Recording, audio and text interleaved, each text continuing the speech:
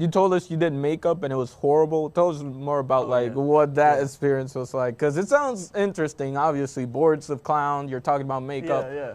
So one of the things that I thought would really sell the character design, especially in a short that we were estimating this thing was going to be, like when I was pitching it to people, 4 or 5 minutes. Right. Like a quick short like that. It ended up being 12, which is like hysterical. In one day we got 12 minutes of a short, and it looks beautiful. Right. But the makeup process was pretty grueling because we went around. We went to Manny's, a couple places in town, and they didn't have face paint because I needed that like white face paint and some like blues and other things. Eventually, I forget what the place is called, but it's right by the pizza place in town. We ended up getting some makeup that I could put on, but it was just very uncomfortable. It was like sticky, and then your hands would get like covered in it. You'd have to like really like scrub your hands to get it out, and that stuff was just on my face all day. So I needed like a deep cleanse after it, and it took like an hour to put on all the way. Right. So I was on set for... That's right, yeah, for Board of Clowns. We had you as one of the people on the board. I didn't do anything, but... But it was kind of fun to see the process. You know, I get to learn from watching you guys. Yeah. So this was a very off-the-script production. Yeah. So tell me about what the difference between off-the-script compared to a script where you're like, it has to be how I wrote it. No, I understand that. There's some projects that I'm very protective over, but for different reasons. Like Sherman's Eternity is a movie that I've been doing for probably 3 years now.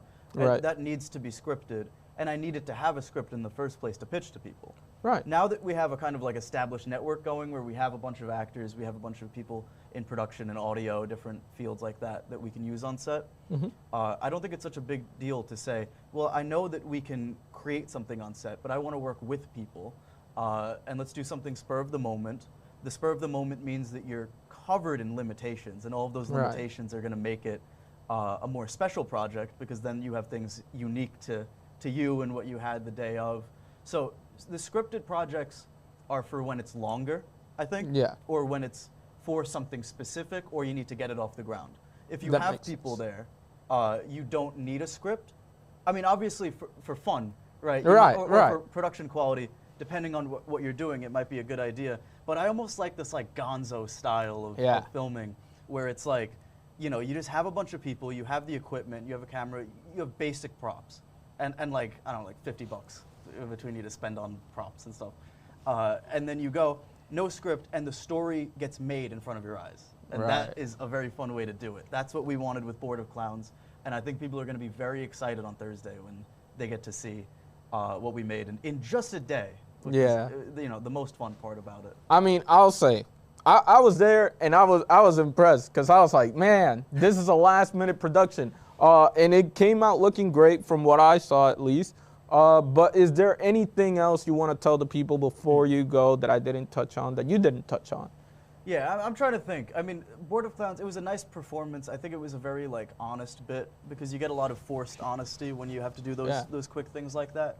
I want to do a lot more like that, honestly. I know people think that's kind of jarring, you know, because it's like, oh, no script day of productions.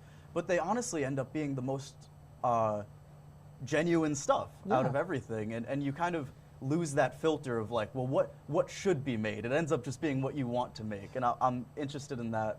I'm excited to see what people think of it and get the posters around campus. But that's all really I have to say for this one. All right, so that will wrap it up here at Hawk Insider. I'm your host, Benny Garcia. And I'm Nick Del Bianco. Thank you for having me on. Of course. That's a wrap, I guess. I don't know how to outro this.